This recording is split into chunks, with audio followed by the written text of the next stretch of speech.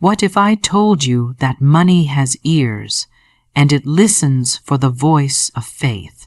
What if every dollar you've been chasing is already alive in the unseen, waiting for your command, ready to multiply at the sound of your words?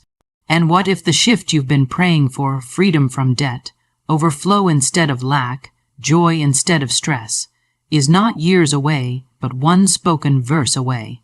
Imagine waking up tomorrow and finding that the tide has turned, that money is no longer your master but your servant, drawn irresistibly into your life.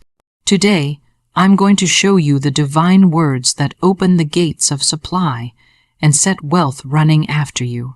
But before we dive in, tap that like button and tell me in the comments what financial break through you're believing for, because today may be the moment the law of abundance begins to move for you.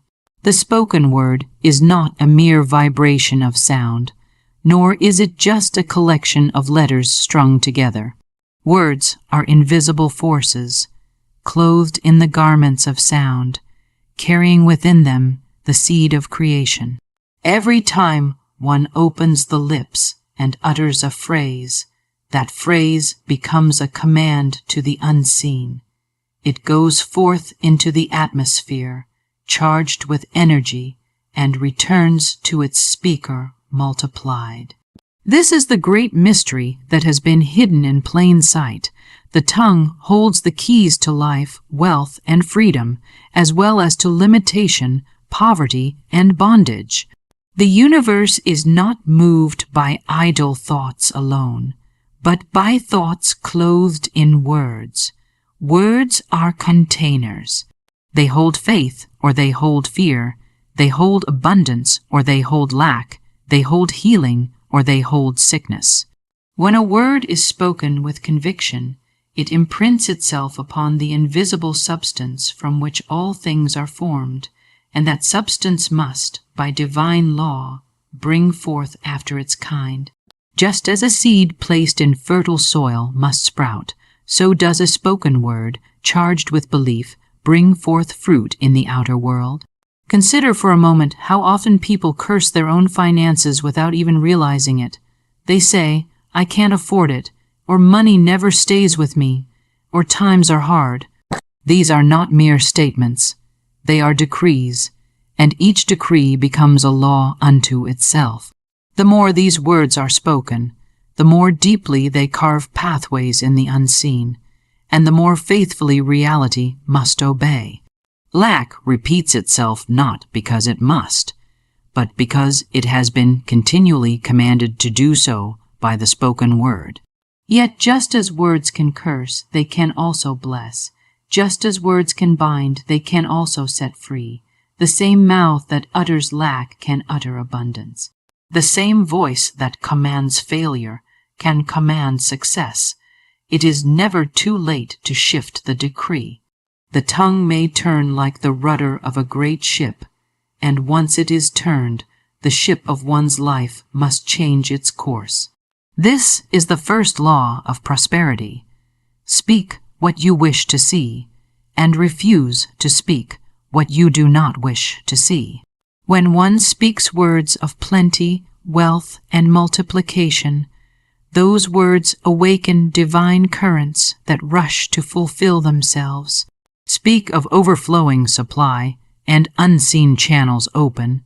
Speak of unexpected blessings, and doors that seemed closed begin to swing wide.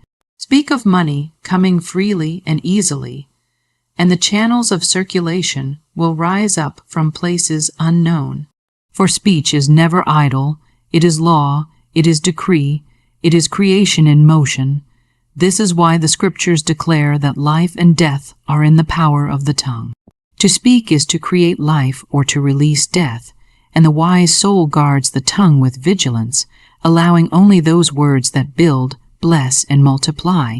Words spoken in anger, fear, or doubt carry with them destructive vibrations, while words spoken in faith, gratitude, and expectation carry vibrations of increase.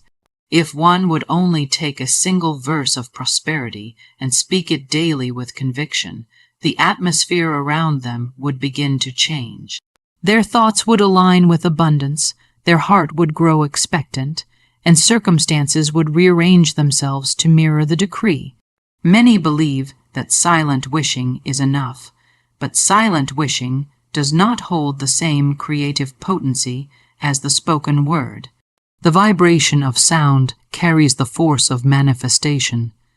Thought may conceive the idea, but word gives it life. Just as breath fills the lungs and animates the body, so does breathe, clothed in speech, animate the unseen into form. To speak is to breathe life into desire. To speak is to ignite the fire of manifestation. A simple statement such as "my supply is endless, inexhaustible, and immediate" carries within it a vibration that calls forth prosperity. If spoken once with faith, it plants the seed. If spoken daily with joy, it waters that seed. And if spoken until it becomes second nature, the harvest must surely come. For speech aligned with divine truth cannot return void. It must accomplish what it is sent forth to do. Words also bypass the conscious resistance of the mind. While thought alone can be crowded by doubt, words carry the conviction of sound and rhythm. The ear hears what the mouth speaks, and the mind receives it as truth. The subconscious, like fertile soil, takes in the spoken decree without resistance and sets to work bringing it forth. Thus, when one continually affirms abundance aloud, the subconscious aligns itself with prosperity and begins to attract it in ways both seen and unseen. The great error of many is that they speak their circumstances instead of speaking their desires. They say what they see instead of saying what they wish to see. They echo the conditions of lack, never realizing that by repeating the condition, they are perpetuating it. But the wise turn their speech toward the vision, not the condition. They declare what is to come, not what has been. They speak as though it were already so, and in time it must be so. Even the body responds to words. Speak of weakness, and the body grows weary. Speak of strength, and vitality rises.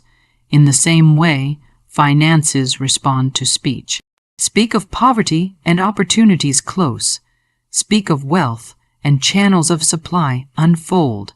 The spoken word not only commands the unseen, it also instructs the conscious and subconscious self, aligning every part of one's being with the vibration of the decree. The power of the spoken word is amplified when joined with gratitude. To declare abundance with a thankful heart is to magnify its vibration. Gratitude carries the frequency of already having, and when combined with affirmations of prosperity, it speeds the manifestation. Saying, "I am grateful for the overflowing riches now pouring into my life," not only commands increase, but also opens the heart to receive it joyfully. The one who watches their words diligently soon discovers that life begins to change rapidly, for words are like seeds scattered upon the field of time. Careless words are weeds that choke the harvest, while intentional words are golden seeds that bring forth a rich supply. To speak words of prosperity is to continually sow into the garden of one's life, ensuring that the harvest will be abundant and overflowing. In truth, no condition is permanent, for conditions are but the reflections of spoken decrees. Change the decree, and the reflection must change. If lack has ruled for years, it can be overturned in a moment by a new word. If doors have been shut for decades, they can be opened with a single decree of faith. The outer world is clay, waiting to be shaped by the word of the tongue, and the spoken word, aligned with truth, is the sculptor's tool. Would you like me to now expand Keynote 2 into the same 1,000+ word script style, so we continue building a full series? Or should I first complete all 5 keynotes as outlines before expansion? You said, Keynote 2 expanded up to minimum 1,000 words, and do not add any ending sentence. Do not add bullets, points, and mention. Every keynote heading ChatGPT said. Understood white heavy check mark. Here's Keynote 2. The prosperity promise in the Bible expanded into a minimum 1,000 word script in the poetic, affirmational style without any ending sentence. The scriptures are not silent on the subject of prosperity. From the beginning to the end, the sacred texts are filled with promises of abundance, wealth, and overflowing supply. The divine law has never intended man or woman to live in lack, for lack is not in the nature of the Creator. The nature of the Creator is fullness, richness, generosity, and unending increase. To align with Scripture is to align with that same pattern of abundance, for the words of the divine are laws of life, and those laws carry within them the power to prosper anyone who dares to believe and to speak them. The earth itself testifies to the prosperity promise. Every tree bears fruit, and within every fruit is the seed of infinite multiplication. 1 grain of wheat contains the potential of 1,000 fields. 1 drop of rain joins rivers and fills oceans. The pattern of increase is written into every blade of grass, every star in the heavens, and every heartbeat within the human chest. So too is the promise written in Scripture, that there is no lack in the kingdom, and that those who trust and declare the word will find themselves supplied in ways beyond their comprehension. One of the most radiant promises declares, "The Lord shall supply all your need according to his riches in glory." This verse is not a distant hope, nor is it reserved for a select few. It is a law available to anyone who speaks it, believes it, and expects it. To say, "All my needs are supplied according to divine riches," is to call forth that very supply into one's experience. For these words are not mere lines upon a page. They are living, breathing decrees of the eternal. When spoken aloud, they awaken currents of prosperity that begin to shape the outer world in accordance with the promise. Another scripture says, "I have come that they might have life, and have it more abundantly." Abundance is not a luxury reserved for a few. It is a divine right. To claim abundance is to claim alignment with divine intention. To speak the verse of abundance is to remind oneself that lack is an illusion, a shadow cast by fear, but abundance is the substance, the true reality. To affirm daily, "I live life more abundantly," is to unlock doors where once there were walls, to see pathways where once there were dead ends, to attract opportunities where once there seemed only closed hands. The prosperity promise is not limited to financial increase alone, though money is often the channel through which it flows. It is wholeness in health, harmony in relationships, clarity in purpose, and overflow in every area of life. When the scriptures speak of the cup running over, they do not describe scarcity or mere survival. They describe lavishness, more than enough, pressed down, shaken together, and running over into every corner of existence. This is the prosperity that is promised to those who dare to align their speech and their faith with the word. Many have mistaken humility for lack, believing that to struggle financially is somehow noble. Yet true humility is not in denying abundance, but in recognizing its source. To accept prosperity is not arrogance. It is obedience to the promise. It is an act of faith to declare, "My wealth comes from divine supply, and I lack nothing." Such declarations are not wishful thinking. They are affirmations of eternal truth. When the scriptures promise wealth, they promise sufficiency, multiplication, and the joy of overflow, so that one may also give freely, bless others, and expand the circle of abundance. The psalmist declares, "The Lord is my shepherd, I shall not want." To speak this verse is to cast off the spirit of lack once and for all. To repeat it with conviction is to command the unseen substance of supply to come forth and manifest in tangible ways. "I shall not want" is not merely a statement of faith. It is a law. It is a decree. It is a reminder that want cannot coexist with divine providence. Each time these words are spoken, the atmosphere shifts. Each time they are declared, opportunities appear. Each time they are believed, supply is multiplied. Another verse proclaims, "Wealth and riches are in his house, and his righteousness endures forever." This is not a metaphor to be explained away. It is a direct promise of tangible prosperity. The house filled with wealth and riches symbolizes the life filled with overflowing supply. To speak this verse aloud is to invite wealth and riches to take up permanent residence, to welcome abundance as a natural guest in the home of one's life. When these words are spoken with faith, they do not return empty. They build, they expand, they multiply. The prosperity promise extends also to the work of one's hands. Whatever he does shall prosper.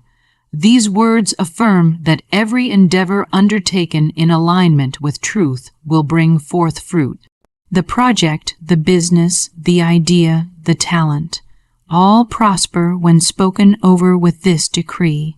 To declare prosperity over one's work is to open the way for success, recognition, financial increase, and fulfillment.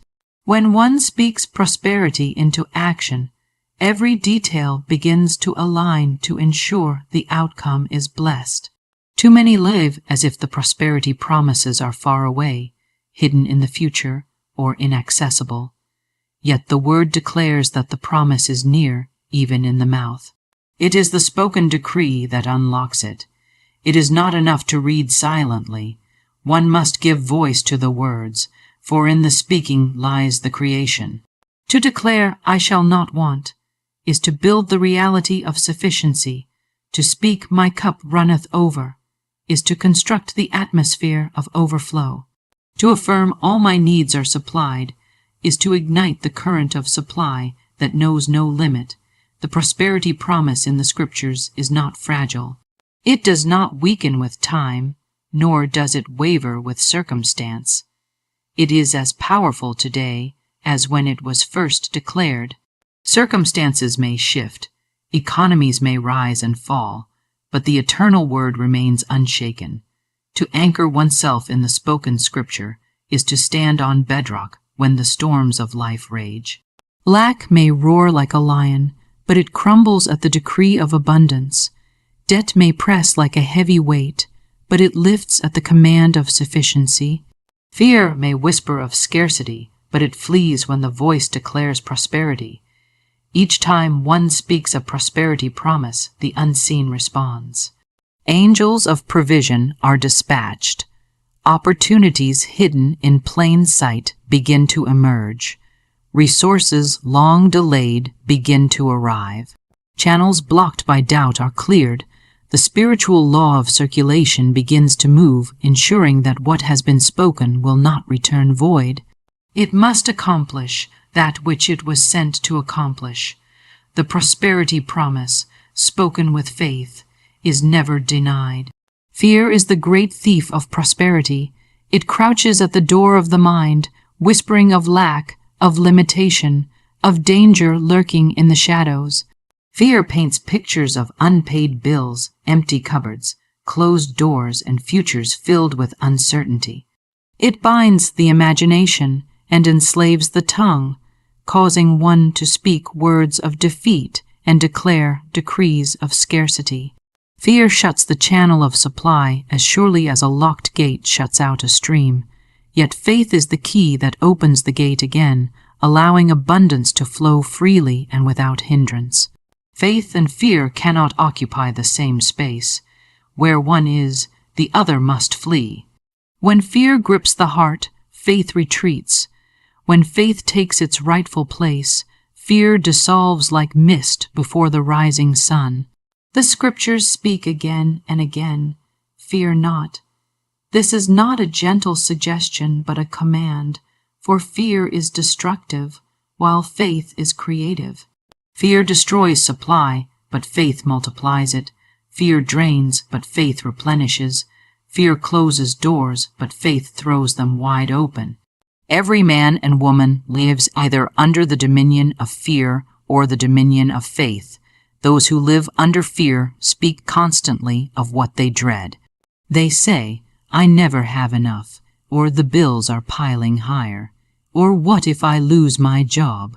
Such words align the unseen with lack, for fear is faith in the wrong direction. It is belief in scarcity instead of belief in abundance. And because the law is impartial, it brings forth what is spoken and believed, whether in faith or in fear. But when one shifts from fear to faith, the whole atmosphere changes. Faith speaks differently. Faith declares, "My supply is infinite, even when the bank account is small." Faith proclaims, "Doors of opportunity open to me now, even when none appear in sight." Faith affirms, "I live in abundance and plenty," even when the evidence seems to contradict it. Faith does not look at conditions. Faith looks at truth, and truth is that prosperity is already provided, already waiting, already prepared in the unseen. Fear thrives on appearances. It magnifies temporary conditions and calls them permanent. It whispers that what is now will always be. It binds the imagination so tightly that one can see only lack, only struggle, only defeat. But faith pierces the veil of appearances and sees beyond them. Faith looks at the empty table and sees it filled. Faith looks at the closed door and sees it swinging wide. Faith looks at the small seed and knows it contains an endless harvest. Faith is the substance of things hoped for, the evidence of things not seen, and when spoken aloud, it draws the unseen into the seen. Fear also blocks the flow of money by creating tension and resistance. When one fears not having enough, they cling to what they have, closing their hands and their hearts. But closed hands cannot receive. Fear hoards while faith releases. Fear says, "I must hold tightly or I will lose." Faith says, "I give freely," and it returns multiplied. Fear dams the river of circulation, while faith allows it to flow unceasingly. And as the river flows, it grows, for circulation is the law of increase. Faith is not a weak hope, nor a timid wish. It is bold, unshakable conviction. It is certainty that supply exists, even if hidden from view.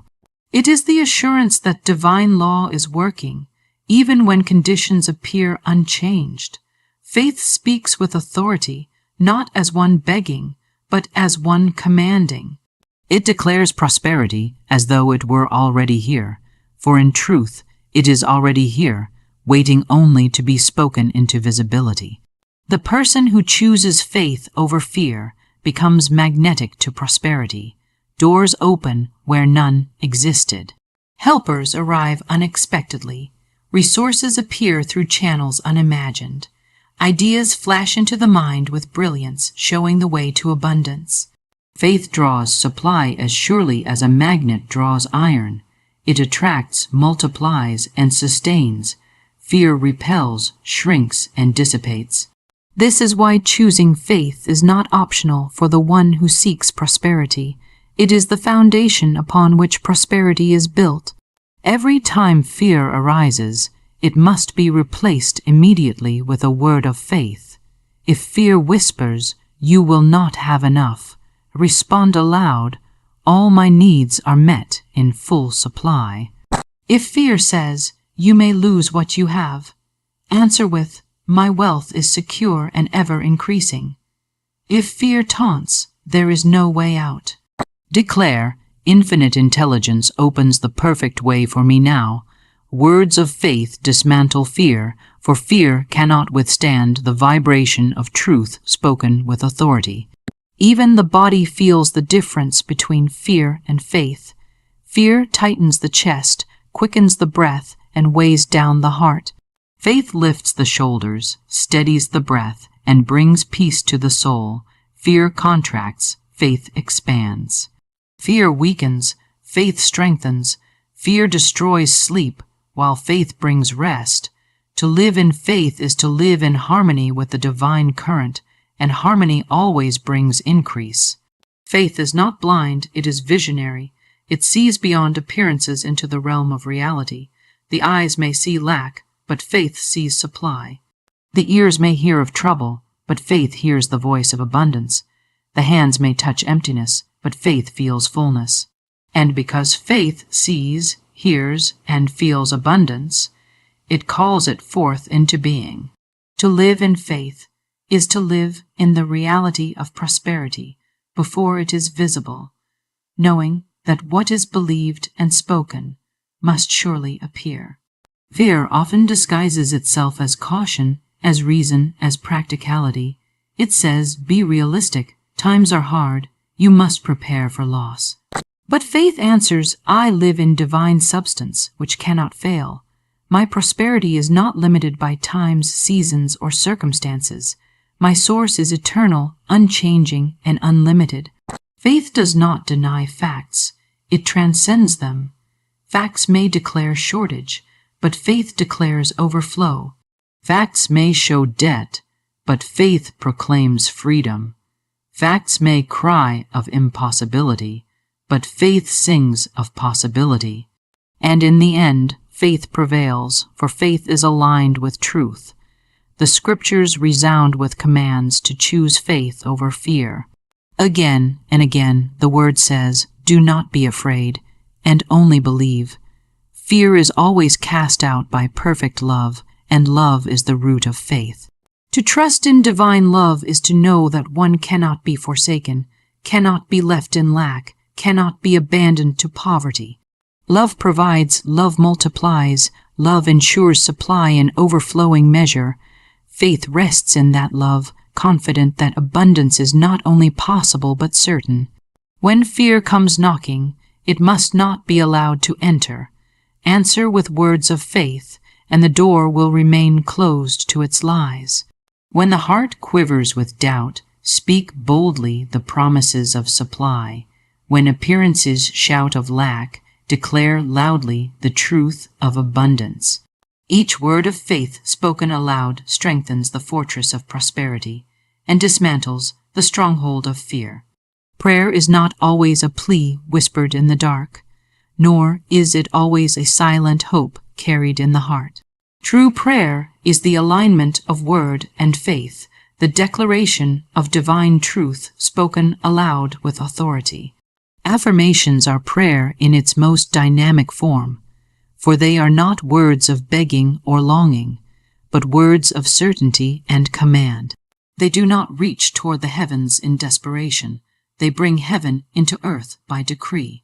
When one affirms prosperity, health, or peace, they are not merely repeating phrases. They are speaking law into action.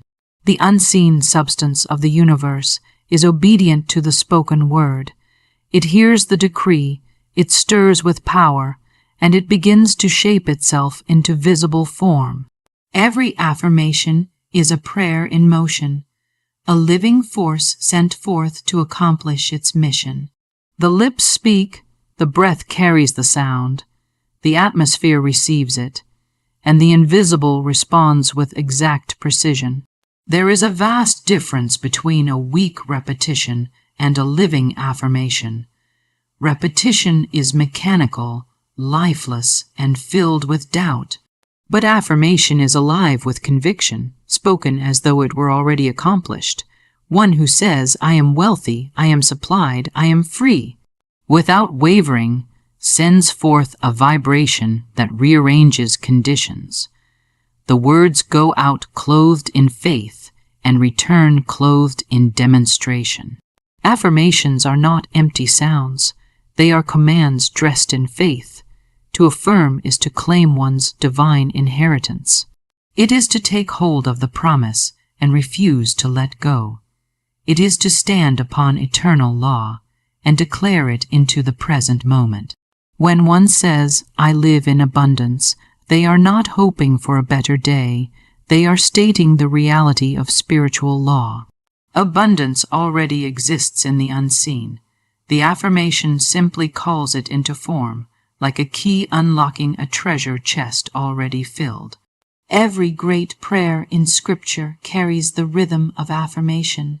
The psalmist declares, "The Lord is my shepherd, I shall not want."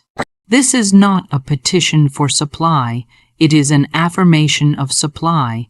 It is a statement of fact spoken as law. "I shall not want" is a decree, a command to the unseen, and once spoken, it must shape the scene. Affirmations spoken in this way are not asking, they are receiving. They are not weak, they are powerful. They do not look to the future, they claim the now. Affirmations are also prayers of alignment. They align the conscious mind, the subconscious, and the spiritual law into harmony. The conscious mind hears the spoken affirmation and begins to believe. The subconscious absorbs it as truth without resistance and sets in motion the hidden forces that bring it to pass. The spiritual law receives it as a decree and begins to shape reality accordingly. With each affirmation, these three layers align more perfectly until what was once invisible becomes undeniable. Some imagine prayer as a distant call, but affirmations reveal it as an immediate act. To say, "I am divinely supplied," is not a future hope, it is a present reality. Each time the words are spoken, they imprint themselves deeper upon the mind until the inner belief is unshakable. And once belief is unshakable, manifestation follows as surely as night follows day. Prayer becomes action the moment it is spoken as affirmation.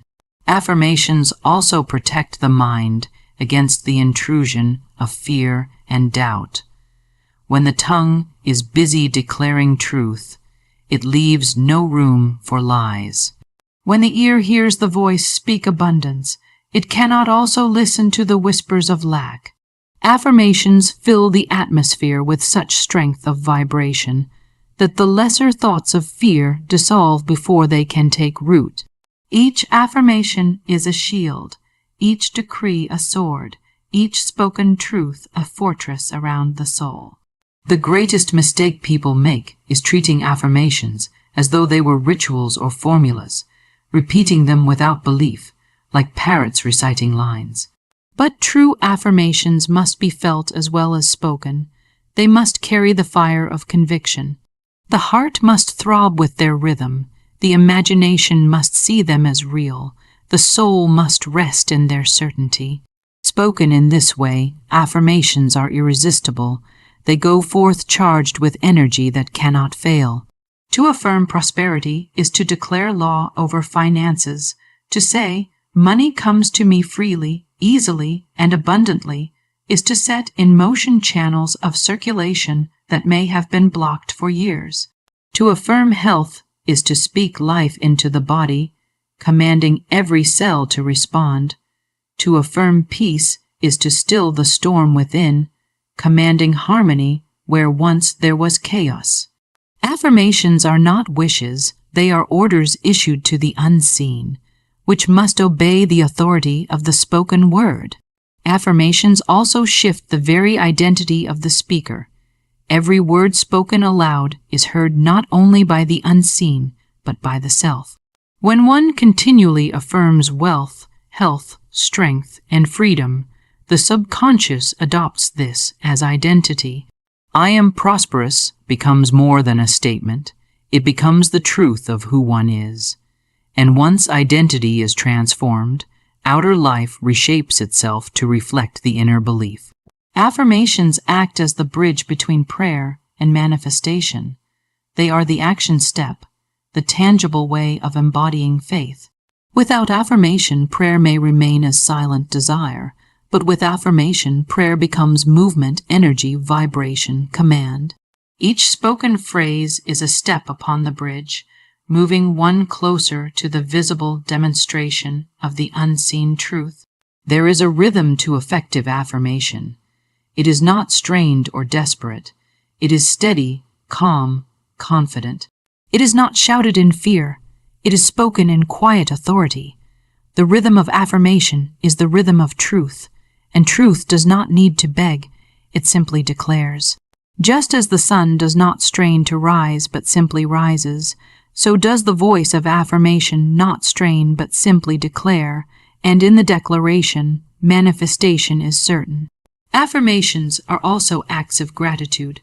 When one affirms, "I am richly blessed," they are not only calling forth blessing, but also thanking in advance. Gratitude magnifies the power of the affirmation, for it adds the vibration of already having. To thank before seeing is the highest form of faith, and affirmations spoken in this spirit are unstoppable.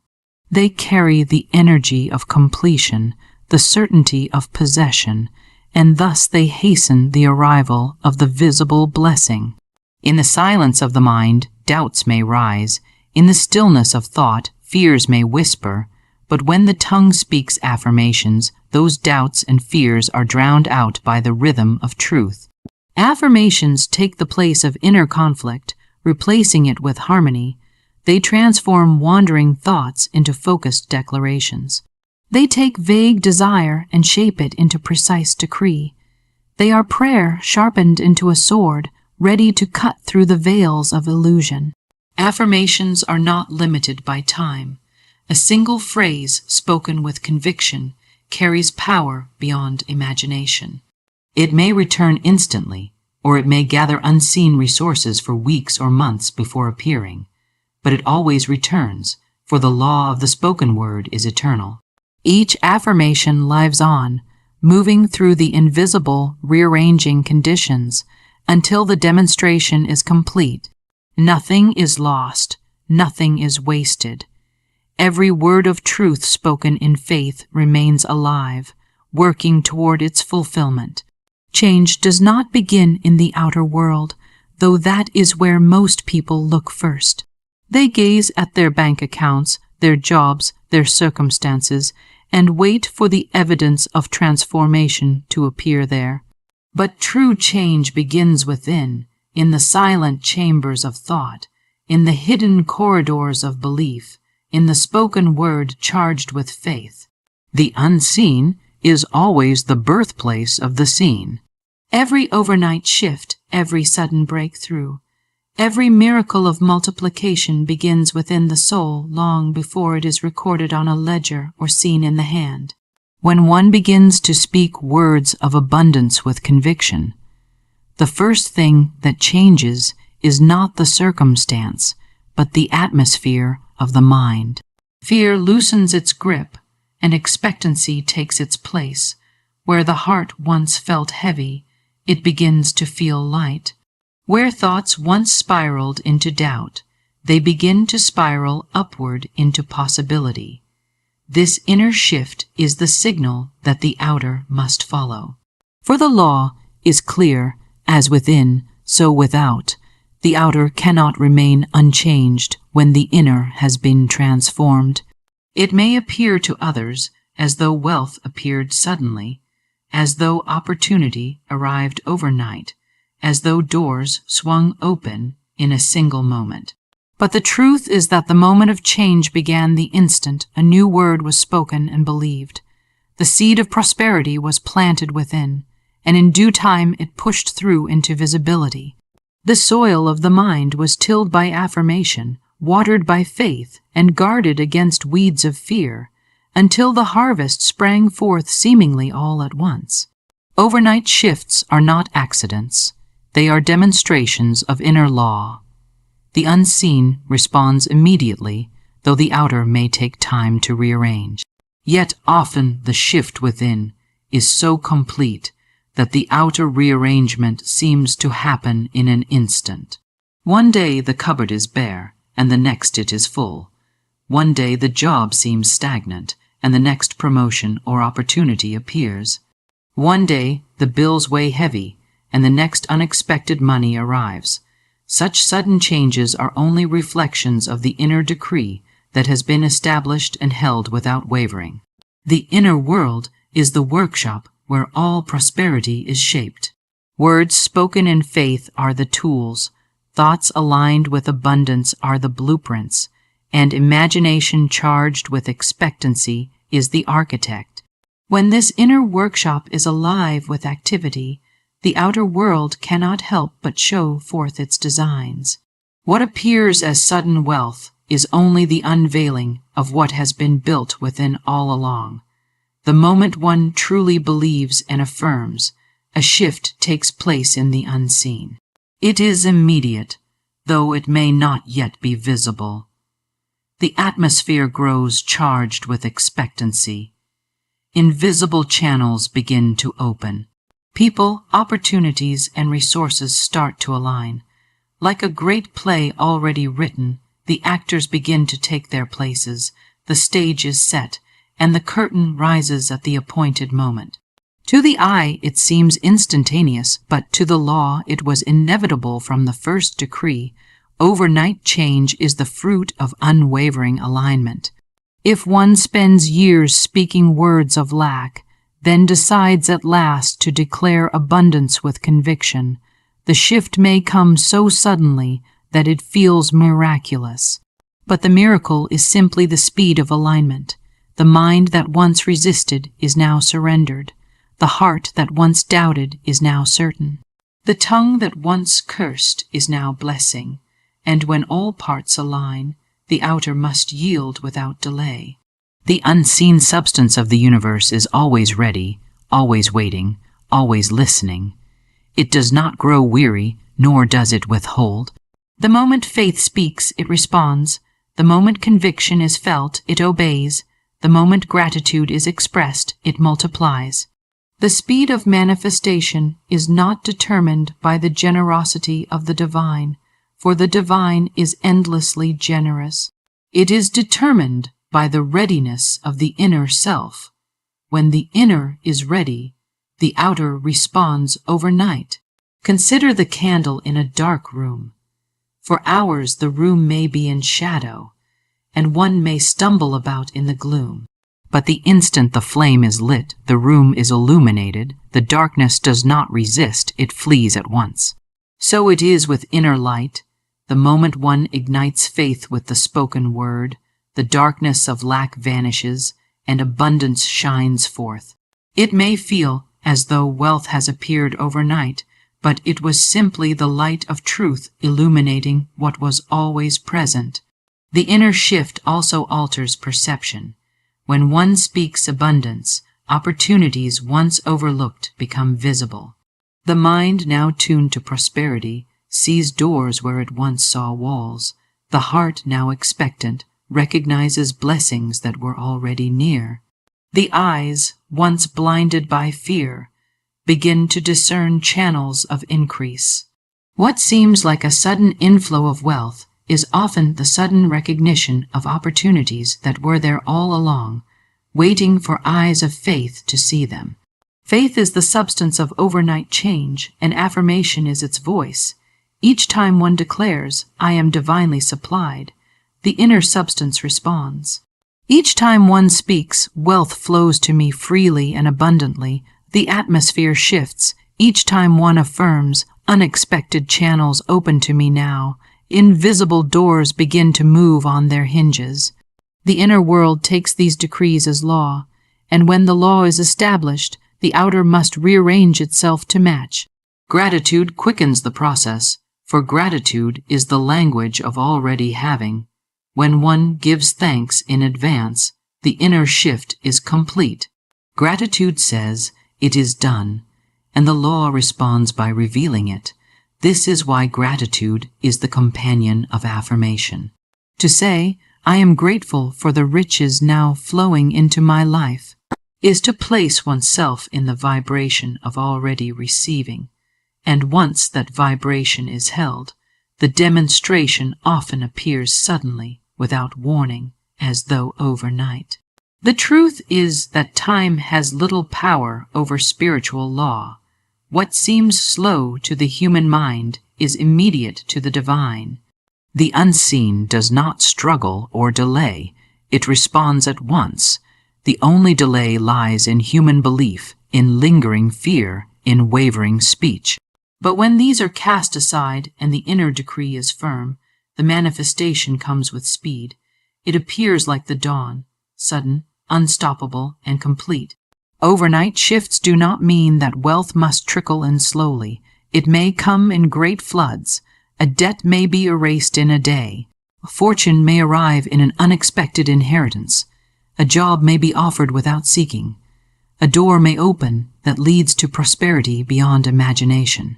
These things are not accidents. They are the outer reflections of an inner alignment that has been spoken into place by words of faith. This is why it is vital to hold affirmations with unwavering conviction, to repeat them until they are woven into the very fabric of the soul.